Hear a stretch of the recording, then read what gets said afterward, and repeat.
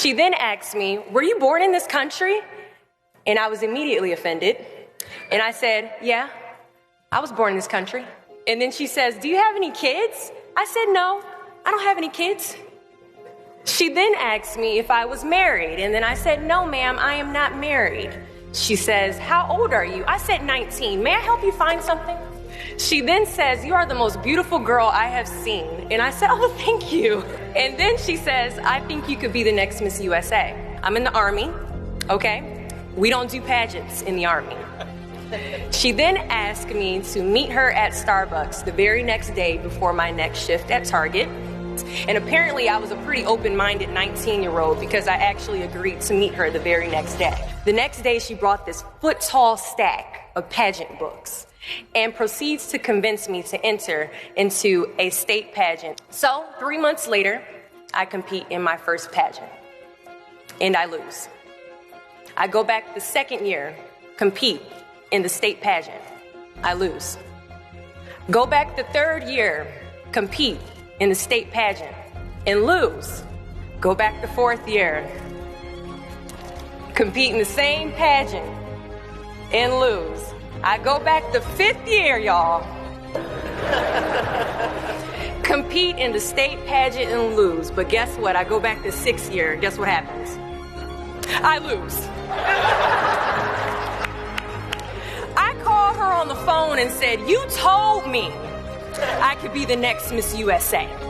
And she says, Deshauna, keep working, don't quit, keep going back. And in June of 2015, she passes away from leukemia. 6 months later, in December 2015, I win Miss District of Columbia, USA. And 6 months after that, in June of 2016, I become the first soldier to win Miss USA. At times, our purpose drops in our laps as if the heavens threw it by accident. I ask only one thing of you all today after you leave this building. Do not fear failure, but please be terrified of regret. Giving up is the birth of regret.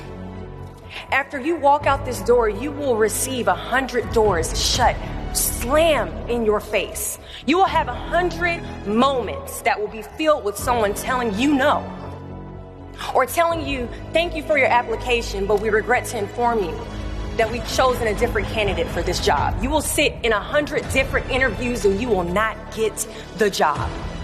The reality of life is that we will all hear more no's than we hear yeses.